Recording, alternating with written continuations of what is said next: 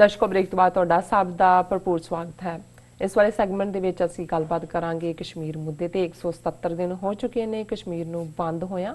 ਸੋ ਜਿਸ ਤਰ੍ਹਾਂ ਕਿ ਆਪਾਂ ਤੁਹਾਨੂੰ ਦੱਸਿਆ ਸੀ ਕਿ ਬੀਜੇਪੀ ਸਰਕਾਰ ਨੇ ਹੁਣ ਜੰਮੂ ਕਸ਼ਮੀਰ ਵਿੱਚ ਗੱਦਾਰ ਖਰੀਦਣੇ ਸ਼ੁਰੂ ਕਰ ਦਿੱਤੇ ਨੇ। ਉਹਨਾਂ ਨੇ ਕਿਹਾ ਹੈ ਕਿ ਉਹ ਜੰਮੂ ਕਸ਼ਮੀਰ ਦੇ ਵਿੱਚ ਰੈਫਰੈਂਡਮ ਨਹੀਂ ਹੋਣ ਦੇਣਗੇ। ਸੋ ਇਸ ਉੱਪਰ ਆਪਾਂ ਡਾਕਟਰ ਸਾਹਿਬ ਕੋਲ ਉਹਨਾਂ ਦੇ ਵਿਚਾਰ ਸੁਣਨ ਜਾ ਰਹੇ ਹਾਂ। ਉਸ ਦੇ ਨਾਲ ਹੀ ਆਪਾਂ ਜੋ ਤੁਹਾਡੀਆਂ ਲਿਖਤਾਂ ਨੇ, ਤੁਹਾਡੇ ਮੈਸੇਜ ਨੇ, ਉਹ ਸ਼ੇਅਰ ਕਰਾਂਗੇ। ਸੋ ਅਸੀਂ ਚਾਹਾਂਗੇ ਕਿ ਤੁਸੀਂ ਸਾਡੇ ਨਾਲ ਇਸੇ ਤਰ੍ਹਾਂ ਹੀ ਜੁੜੇ ਰਹਿਣਾ।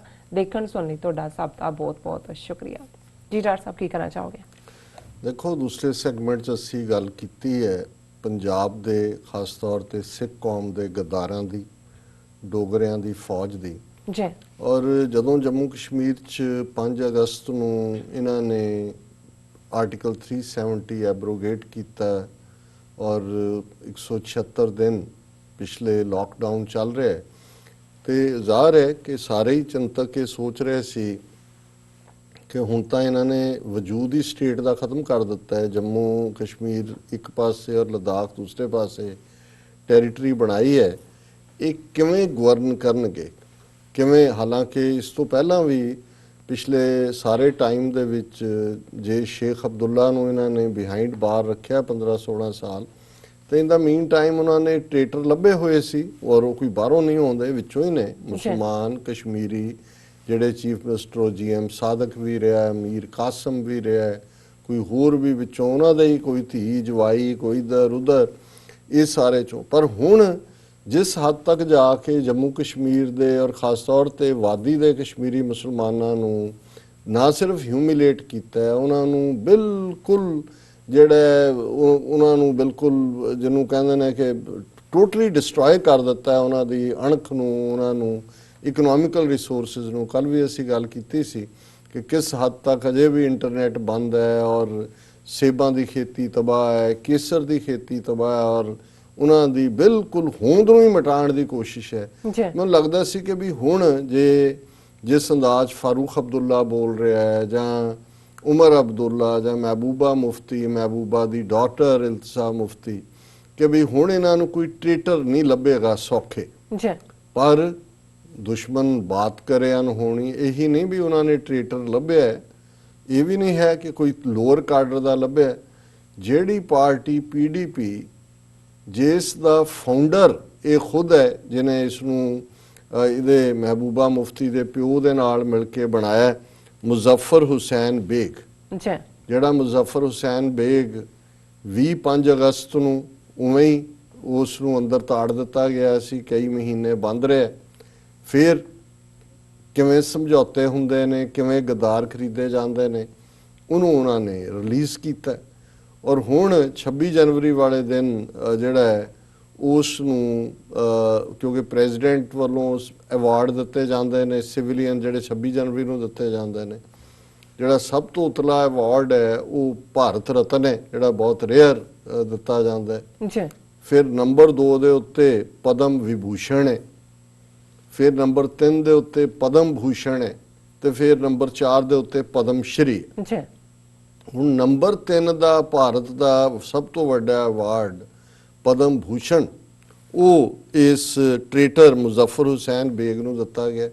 ਹੁਣ ਜ਼ਾਹਰ ਹੈ ਕਿ ਜਿਹੜਾ ਫਾਊਂਡਰ ਹੈ ਉਸ ਪਾਰਟੀ ਦਾ, ਜਿਸ ਦੀ ਚੀਫ ਮਿਨਿਸਟਰ ਅੰਦਰ ਹੈ, ਆਪ ਅੰਦਰ ਹੈ, ਔਰ ਉਹਨੂੰ ਜਦੋਂ ਜੇਲ੍ਹ 'ਚੋਂ ਹੀ ਛੱਡਿਆ ਉਦੋਂ ਹੀ ਸੀ ਕਿ ਵੀ ਕੋਈ ਹੋ ਗਿਆ। ਫਿਰ ਜਦੋਂ ਅਵਾਰਡ ਦਿੱਤਾ ਫਿਰ ਸੀ ਵੀ ਹੁਣ ਇਹਦੇ ਤੋਂ ਕੀ ਰੋਲ ਲਿਆ ਜਾਏਗਾ। ਔਰ ਮੈਂ ਦੇਖ ਰਿਹਾ ਕਿ ਉਹ ਇਹਨੂੰ ਹੀ ਗਰੂਮ ਕਰ ਰਹੇ ਨੇ ਜਿਹੜਾ ਅਲਟੀਮੇਟਲੀ ਪਾਵਰ 'ਚ ਲਿਆਉਣ ਦੇ ਲਈ।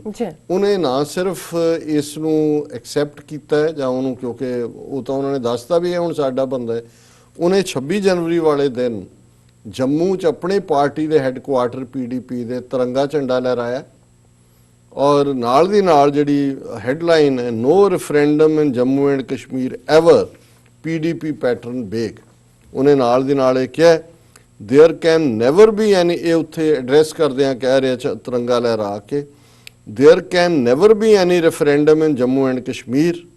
ਨਾਓ Pakistan prime minister Imran Khan and US President also talk about giving autonomy to us, which means they have accepted that J&K is an integral part of India, internal part of India, We demand that J&K should be given what has been enshrined for it in the Indian Constitution, Beg said while unfurling tricolor at the party headquarters here on Sunday. ਜੀ ਉਹ ਕਹਿ ਰਿਹਾ ਜੀ ਦੇਖੋ ਹੁਣ ਤਾਂ ਇਮਰਾਨ ਖਾਨ ਔਰ Trump ਨੇ ਵੀ ਕਿਹਾ ਕਿ ਉਹਨਾਂ ਨੂੰ ਜਿਹੜਾ ਇੰਟਰਨਲ ਆਟੋਨਮੀ ਜਿਹੜਾ ਵਿਦਨ ਕਰੋ, ਗੱਲ ਮੁੱਕ ਗਈ ਪਲੇਬਸਾਈਡ ਦੀ ਔਰ ਤਿਰੰਗਾ ਲਹਿਰਾ। ਇਹ ਹੈ ਹੁਣ ਜਿਹੜੀ ਪ੍ਰੋਸੈਸ ਹੈ ਆਉਣ ਵਾਲੇ ਪੀਰੀਅਡ 'ਚ, ਇਹ ਇਸ ਬੇਗ ਰਾਹੀਂ ਉਹਨਾਂ ਨੇ ਅੱਗੇ ਤੋਰ ਦਿੱਤੀ ਹੈ ਔਰ ਆਉਣ ਵਾਲੇ ਦਿਨਾਂ 'ਚ ਕਈ ਬੇਗ ਨਿਕਲਣਗੇ ਬਿਲਕੁਲ ਜਿਹੜੇ ਇਹ ਕਹਿਣਗੇ ਜੀ ਬਸ ਹੁਣ ਹਾਲਾਤ ਨਾਲ ਸਮਝੌਤਾ ਕਰਨਾ ਪੈਂਦਾ। ਔਰ ਇਹ ਬਹੁਤ ਵਾਰ ਜਿਹੜੇ ਜਦੋਂ ਅਸੀਂ ਮੂਵਮੈਂਟ ਦੇ ਹਵਾਲੇ ਨਾਲ ਵੀ ਦੇਖਦੇ ਹਾਂ ਕਿ ਜਿਹੜੇ ਆਜ਼ਾਦੀ ਦੀ ਡਗਰ ਤੇ ਤੁਰੇ ਉਹਨਾਂ ਨੂੰ ਇਸ ਕਿਸਮ ਦੇ ਵਿਕੇ ਹੋਏ, ਡਰੇ ਹੋਏ, ਘਬਰਾਏ ਹੋਏ ਲੋਕ ਕਹਿੰਦੇ ਸੀ ਕੱਲੇ ਜੋਸ਼ ਨਾਲ ਗੱਲ ਨਹੀਂ ਬਣਦੀ, ਜੋਸ਼ ਨਾਲ ਹੋਸ਼ ਵੀ ਚਾਹੀਦਾ, ਜਿਵੇਂ ਉਹ ਸਾਰੇ ਬੇਹੋਸ਼ ਹੋ ਕੇ ਤੁਰੇ ਹੁੰਦੇ ਨੇ। ਹੁਣ ਇਹੀ ਲੋਕ ਇਹ ਕਹਿਣਗੇ ਜੀ ਦੇਖੋ ਜੋ ਹੋਣਾ ਸੀ ਹੋ ਗਿਆ ਜੀ, ਪਾਕਿਸਤਾਨ ਦੇ ਪੱਲੇ ਕੁਝ ਨਹੀਂ ਹੈ, ਅਮਰੀਕਾ ਵੀ ਦੇਖੋ ਜੀ ਇਹਨਾਂ ਦੇ ਨਾਲ ਰਲ ਗਿਆ, ਸਾਡੀ ਕੋਈ ਸੁਣਵਾਈ ਨਹੀਂ, ਕੀ ਆਪਣੇ ਮੁੰਡੇ ਮਰਵਾਣ ਚ ਕੀ ਪਿਆ, ਜਦੋਂ ਆਏਗਾ ਵਕਤ ਫਿਰ ਲੜਾਂਗੇ। ਅਸੀਂ ਵੀ ਲੜਨਾ ਚਾਹੁੰਦੇ, ਅਸੀਂ ਵੀ ਆਜ਼ਾਦੀ ਚਾਹੁੰਦੇ ਹਾਂ, ਆਜ਼ਾਦੀ ਦਿਲ ਚ ਹੋਣੀ ਚਾਹੀਦੀ ਹੈ, ਹੁਣ ਬਾਹਰ ਕੱਢਾਂਗੇ ਤਾਂ ਫਿਰ ਕੀ ਨਿਕਲੇਗਾ।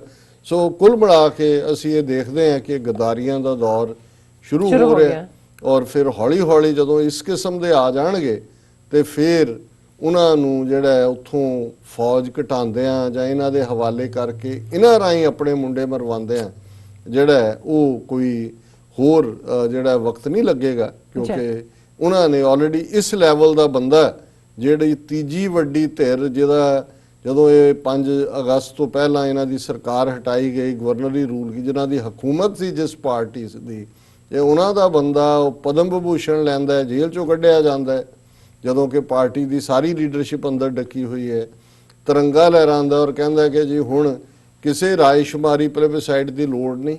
ਇਹੀ ਤਾਂ ਬੀਜੇਪੀ ਦਾ ਏਜੰਡਾ ਹੈ। ਜੀ ਡਾਕਟਰ ਸਾਹਿਬ ਤੁਹਾਡਾ ਬਹੁਤ ਬਹੁਤ ਸ਼ੁਕਰੀਆ। ਹੁਣ ਅਸਾਂ ਸ਼ੇਅਰ ਕਰਨ ਜਾ ਰਹੇ ਹਾਂ ਆਪਣੇ ਦਰਸ਼ਕਾਂ ਦੇ ਮੈਸੇਜ ਜੋ ਸਾਨੂੰ YouTube ਤੇ ਆਏ ਨੇ। ਨਿਜ਼ਾਮ शाह साहब लिखते ने सॉरी नाजिम शाह साहब लिखते ने सलाम आपको भी। और सुरिंदर सिंह जी साहब लिखते ने वाहिगुरू जी मेहर करना जी वाहिगुरू। फारूक शाहजहां लिखते ने सलाम सत श्री अकाल जी डॉक्टर साहब and sweet sis Neelam Kaur and फिर बलविंदर सिंह जी साहब लिखते ने खालसा जी साडे शहर मलेरकोटले तो हज़ारां दी गिनती विच सिख अते मुसलमान वीर प्रोटेस्ट लई शाहीन बाग पहुंचे। सो पाक डिफेंडर दी आईडी तो सानू मैसेज कहते हैं कि सत श्री अकाल डॉक्टर साहब, पाकिस्तान टाइम के मुताबिक 5:30 होता है और मैं इतनी सुबह उठता हूँ ये आपका शो देखने के लिए, अगर नींद नहीं आई थी मैं जागता ही रहती हूँ। So nice. फिर अगू मैसेज आएगा बलविंदर सिंह जी का, कहते हैं कि खालसा जी ਤੁਹਾਡੀ ਪਾਕ ਡਿਫੈਂਡਰ ਜੀ ਤੁਹਾਡੀ ਲਿਖਤ ਵੀ ਸਾਨੂੰ ਮਿਲ ਗਈ ਹੈ ਈਮੇਲ, ਆਉਣ ਵਾਲੇ ਦਿਨਾਂ 'ਚ ਅਸੀਂ ਸ਼ੇਅਰ ਕਰਾਂਗੇ ਜੀ। ਔਰ ਬਹੁਤ ਬਹੁਤ ਸ਼ੁਕਰੀਆ ਕਿ ਤੁਸੀਂ ਇੰਨੇ ਪਿਆਰ ਦੇ ਨਾਲ ਪ੍ਰੋਗਰਾਮ ਨੂੰ ਦੇਖਦੇ ਹੋ ਔਰ ਆਪਣੀ ਨੀਂਦ ਵੀ ਜਿਹੜੀ ਗਵਾਉਂਦੇ ਹੋ। ਬਲਵਿੰਦਰ ਸਿੰਘ ਜੀ ਸਾਲਦੇ ਨੇ ਖਾਲਸਾ ਜੀ ਇਹਨਾਂ ਬਾਦਲਾਂ ਨੇ ਥੁੱਕ ਕੇ ਚੱਟ ਲਿਆ। ਸੋ ਜੋਮੀ ਟੈਂਗ ਲਿਖਦੇ ਨੇ ਖਾਲਿਸਤਾਨ ਸਿੱਖ ਉਹਨਾਂ ਲਿਖਿਆ ਸੈਫ ਸੁਨਾਨੀ जी सानू अपना प्यार भेजते हैं। फिर जोमी टैग लिखते हैं खालिस्तान जिंदाबाद पाकिस्तान जिंदाबाद। सैफ खान जी कहते हैं कि डॉक्टर साहब रब थोड़ी कुछ नहीं सॉरी मेरे ख्याल जहाँ मैनू पढ़ना नहीं आ रहा कि लिखा कायम रखे।